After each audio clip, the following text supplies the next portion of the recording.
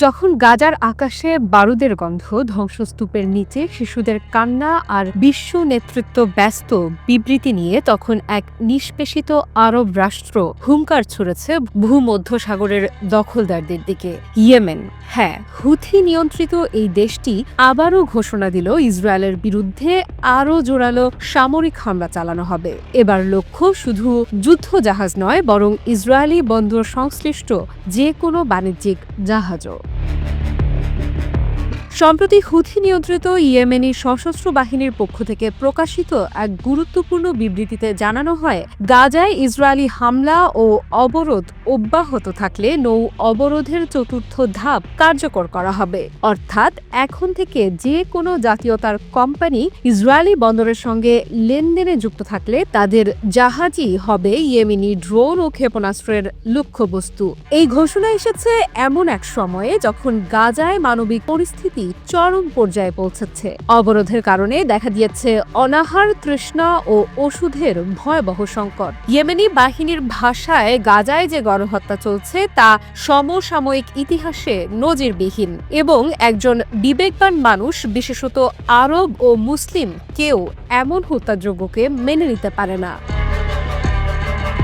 তারা স্পষ্ট করে জানিয়ে দিয়েছে, এই হামলা প্রতিশোধ নয়, এটি নৈতিক, মানবিক এবং ধর্মীয় দায়িত্ব থেকে চালানো হচ্ছে। ফিলিস্তিনিদের পাশে দাঁড়ানো এখন তাদের অস্তিত্বের লড়াইয়ের অংশ। এবারের হুথি বিবৃতির সবচেয়ে কড়া অংশ হচ্ছে সব বাণিজ্যিক কোম্পানিকে সরাসরি হুঁশিয়ারি। বলা হয়েছে, এই বিবৃতির সঙ্গে সঙ্গেই যদি আমাদের কোম্পানি ইসরায়েলি বন্দরের সঙ্গে ব্যবসায়িক সম্পর্ক ছেদ না করে, তাহলে যে কোনো জায়গায় থাকা আপনার জাহাজ, সমুদ্র হোক বা বন্দর, আমাদের ক্ষেপণাস্ত্র বা ড্রোনের আওতায় থাকবে। বিশ্লেষকদের মতে এটি কেবল সামরিক কৌশল নয়, এ এক অর্থনৈতিক যুদ্ধ। একটি দরিদ্র, যুদ্ধ বিধ্বস্ত দেশ যখন সামুদ্রিক রুটে আঘাত হানে, তখন তা শুধু বিস্ফোরণ নয়, বরং বিশ্ব বাণিজ্যের হৃৎপিণ্ডে ধাক্কা। ইসরায়েলকে বিচ্ছিন্ন করার এই প্রচেষ্টা কার্যকর হলে তা শুধু যুদ্ধক্ষেত্র নয়, আন্তর্জাতিক বাণিজ্য, শিপিং কোম্পানি এবং বিমা খাতকেও নাড়া দিতে বাধ্য। ইয়েমেনি সেনাবাহিনী বারবার বলেছে, তাদের এই পদক্ষেপ কোনো পক্ষ নেয়া নয়, বরং অন্যায়ের বিরুদ্ধে রুখে দাঁড়ানোর চূড়ান্ত প্রয়াস। তারা বিশ্বের সব দেশকে আহ্বান জানিয়েছে, এখনই পদক্ষেপ নিতে হবে যেন ইসরায়েল গাজায় আগ্রাসন বন্ধ করে এবং অবরোধ তুলে নেয়। তা না হলে এই সংঘাত শুধু গাজায় সীমাবদ্ধ থাকবে না। একমাত্র স্মার্ট সিটি বসুন্ধরা, আধুনিকতায় এক ধাপ এগিয়ে।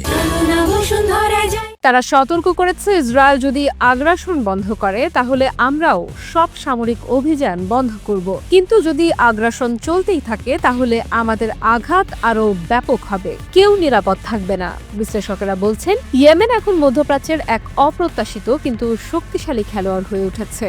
ড্রোন প্রযুক্তি, নৌ মিসাইল কৌশল এবং আঞ্চলিক যোগাযোগের কারণে তারা ইসরায়েলকে শুধু সামরিক নয়, কৌশলগতভাবে চাপে ফেলতে সক্ষম হয়েছে। আফরিদা ইফরার, নিউজ 24।